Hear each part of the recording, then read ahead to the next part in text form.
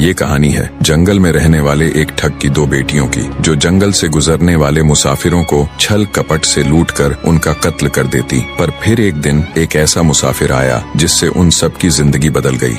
एक गुस्सैल राजा ने अपने पुत्र के किसी दोष के कारण उसे देश निकाला दे दिया। राजकुमार ने दुखी मन से अपने गुजारे के लिए 4 लाल और कुछ स्वर्ण भी अपने साथ ले लिए और भरे हृदय से अपने पिता का महल छोड़ दिया। चलते चलते वो जब शहर से कुछ दूर पहुंचा तो उसे एक साधु का आश्रम दिखाई दिया। राजकुमार उस साधु को दंडवत प्रणाम करके एक तरफ बैठ गया। जब साधु ने उसकी मायूस शक्ल और देह पर कीमती वस्त्र देखे तो साधु ने उससे पूछा, बच्चा तुम कौन हो और यहाँ कैसे आए? राजकुमार बोला, महाराज मैं राजा चंद्रगुप्त का पुत्र महेंद्रगुप्त हूँ। मुझे मेरे पिता ने देश निकाला दे दिया है, इसीलिए मैं परदेश जा रहा हूँ। रास्ते में आपका आश्रम दिखाई दिया तो मेरे मन में आया कि आपके भी दर्शन करता चलूं। साधु ने महेंद्रगुप्त की बात सुनकर कहा, वत्स तुम नेक इंसान हो और परदेश जा रहे हो, इसलिए मैं तुम्हें 4 बातें बताता हूँ। तुम उन बातों पर अमल करना। परदेश में ये बातें तुम्हारे अवश्य ही काम आएंगी। पहली यह कि परदेश में एक से भले 2 होते हैं। दूसरी यह कि परदेश में दूसरे के हाथ का बना खाना मत खाना। अगर खाना भी पड़े तो पहले किसी जानवर को खिला देना।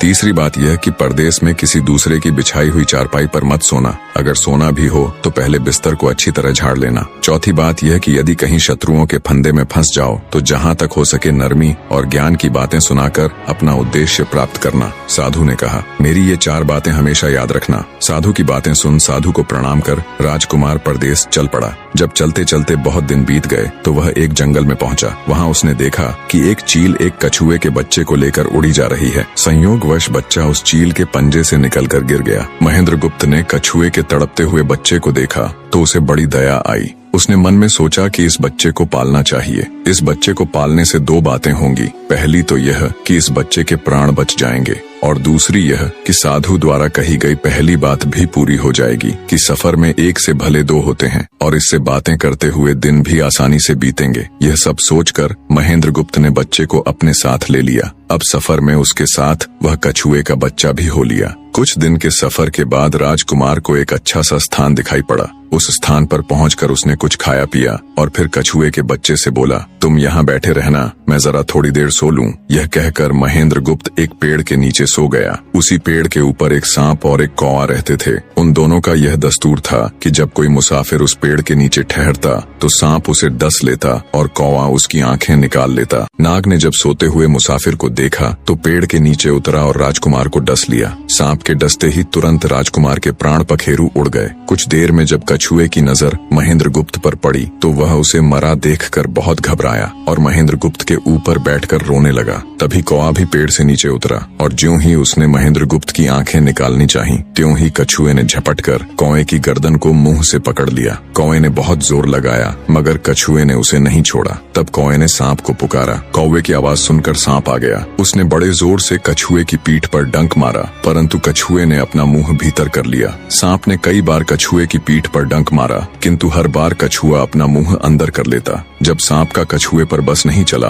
तो उसने कछुए से प्रार्थना की कि तुम मेरे मित्र को छोड़ दो। यह सुनकर कछुआ बोला, नहीं, तूने मेरे मित्र को डसा है, अब मैं भी तेरे मित्र की जान लूंगा। तू मेरे मित्र को छोड़ दे तो मैं तेरे मित्र को जीवित कर दूंगा। यह कहकर सांप ने काटी हुई जगह पर मुंह रखकर महेंद्रगुप्त के शरीर से विष खींच लिया और बोला, अब तो मेरे मित्र को छोड़ दे। कछुए ने जब राजकुमार को देखा कि उसे थोड़ा होश आ रहा है और उसका जहर उतर रहा है तो उसने कौवे को छोड़ दिया। जब महेंद्रगुप्त को होश आया तब कछुए ने उसे सांप के डसने का सारा हाल सुनाया। कछुए की बात सुनकर तुरंत महेंद्रगुप्त के मन में साधु की बताई पहली बात खटकी। सोचा, साधु की एक बात तो काम आई कि 1 से भले 2 होते हैं। मन ही मन उसने साधु को धन्यवाद दिया और आगे बढ़ चला। चलते चलते कुछ दिनों के बाद जब वे समुद्र के किनारे जा पहुंचे तब कछुए के बच्चे ने कहा, मित्र मेरा देश आ गया है, यदि तुम कहो तो मैं अपने माता पिता से मिलाऊं। उनसे बिछड़े बहुत दिन हो गए हैं, वे बहुत दुखी होंगे। महेंद्रगुप्त ने उसे जाने की आज्ञा दे दी और स्वयं रात को वहीं समुद्र के किनारे उस जंगल में ठहर गया। जिस जंगल में राजकुमार ठहरा हुआ था उसी जंगल में वहां से कुछ दूर ही एक ठग का परिवार रहता था। ठग के 2 लड़कियां और 4 बेटे थे। उसकी बड़ी बेटी ज्योतिष विद्या जानती थी। जब भी कोई राहगीर, कोई यात्री उस जंगल से गुजरता और उसके पास कुछ कीमती होता तो ठग की बड़ी बेटी अपनी विद्या से जान लेती थी। आज फिर से उसे बहुत दिनों बाद बहुत से खजाने की महक आई। उसने अपने पिता से कहा, ऐसा प्रतीत होता है कि इस जंगल में एक पथिक आया हुआ है। उस पथिक के पास 4 लाल हैं। यदि तुम लोग उस पथिक को यहाँ ले आओ तो उससे लाल लेना मेरा काम है। यदि वे लाल हमको मिल जाएं तो हम जन्म भर के लिए निहाल हो जाएंगे, परंतु उस पथिक को मारना मत, उसे जीवित ही पकड़ लाओ। ठग अपने बेटों के साथ तुरंत उसकी तलाश में निकल पड़ा। वे थोड़ी ही दूर चले होंगे कि उन्होंने देखा एक आदमी एक पेड़ के नीचे सो रहा है। उसे देखकर उन्होंने सोचा कि यह वही पथिक हो सकता है जिसके पास लाल है। वे उसे पकड़कर ले गए और अपनी बड़ी बेटी के हवाले करके बोले, इससे लाल निकलवाना अब तेरा काम है। ठग की बड़ी बेटी ने पूरे आश्वासन के साथ कहा, तुम लोग चिंता मत करो, मैं इससे लाल निकलवा लूंगी।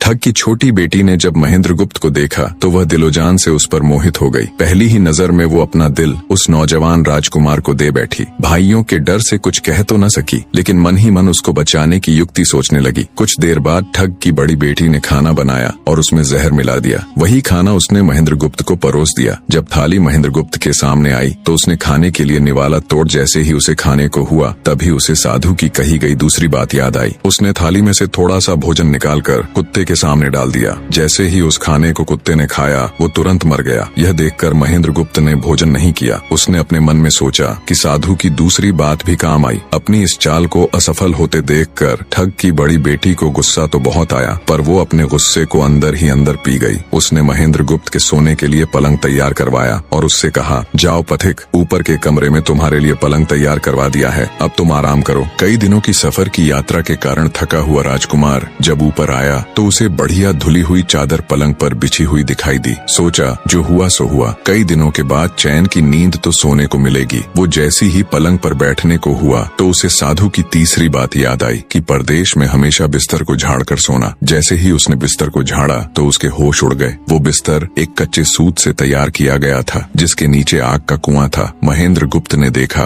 कुएं के अंदर बड़े बड़े आग के अंगार धधक रहे हैं। सोचा साधु की तीसरी बात भी काम आई। उसने एक बार फिर मन ही मन साधु का धन्यवाद किया और पास पड़ी एक टूटी हुई चारपाई पर लेट गया। थोड़ी देर पहले जो राजकुमार चैन की नींद लेने की सोच रहा था, अब नींद उसकी आंखों से कोसों दूर थी। अब तो उसे अपनी जान के लाले पड़े थे। सोचने लगा, आज की रात बचना बहुत कठिन है। तभी ठग की छोटी बेटी मौका पाकर आई और कहने लगी, हे प्रिय, मैं तुम पर दिलोजान से न्यौछावर हूँ, परंतु आज की रात मेरे वश में कुछ नहीं है। आज की रात मेरी बड़ी बहन की बारी है। जिस तरह भी हो सके बस आज की रात मेरी बहन से अपने प्राण बचा लो, कल मेरी बारी है। हे स्वामी, मैं तुम्हारी दासी हूँ, मैं तुम्हें साफ बचा लूंगी। इतना कहकर ठग की छोटी बेटी चली गई। जब सब लोग खाना खा चुके तो ठग की बड़ी बेटी ऊपर बने कमरे में चली। सोचा अब तक तो पथिक जलकर राख बन चुका होगा, पर जैसे ही वो कमरे के अंदर आई और देखा कि पथिक तो बिल्कुल सही सलामत टूटी हुई चारपाई पर लेटा हुआ है तो उसके क्रोध की कोई सीमा न रही। तुरंत उसने कटार निकाली और क्रोध से बोली, हे पथिक, या तो अपने चारों लाल मुझे अभी के अभी दे दे, वरना मैं तुझको मार डालूंगी। उसी समय महेंद्रगुप्त को साधु की चौथी बात याद आई कि कहीं शत्रुओं के फंदे में फंस जाओ तो जहाँ तक हो सके नरमी और ज्ञान की बातें सुनाकर अपना उद्देश्य प्राप्त करना। उसने सोचा कि आज रात बचना मुश्किल है, पर साधु की चौथी बात भी आजमानी चाहिए। महेंद्रगुप्त ने यह सब सोचकर लड़की से कहा, मेरे पास लाल नहीं है। यदि तू मुझको मारेगी तो वैसे ही पछताएगी जैसे बंजारा अपने कुत्ते को मारकर पछताया था। लड़की गुस्से में बोली, कौन बंजारा और कौन सा कुत्ता, क्या बक रहे हो तुम? तब राजकुमार बोला, तुम नहीं जानती तो सुनो लड़की, एक बंजारा था जिसने एक कुत्ता पाल रखा था। वो कुत्ता बहुत समझदार था जिसे बंजारा अपनी औलाद से भी ज्यादा प्यार करता था। एक समय ऐसा आया कि एक कातक नाम की भयंकर बीमारी के चलते बंजारे का सारा परिवार उस बीमारी की भेंट चढ़ गया और बंजारे की करोड़ों की संपत्ति भी बिक गई। दुखी बंजारा अपने कुत्ते को लेकर आगरा में एक साहूकार के पास जाता है और साहूकार को 10,000 के बदले अपना कुत्ता गिरवी रखने को बोलता है। उस समय 10,000 एक बहुत बड़ी रकम होती थी। पहले तो बनिए ने बंजारे को मना कर दिया, पर फिर कुछ सोचकर उसने बंजारे को 10,000 रुपए दे दिए। कुछ ही समय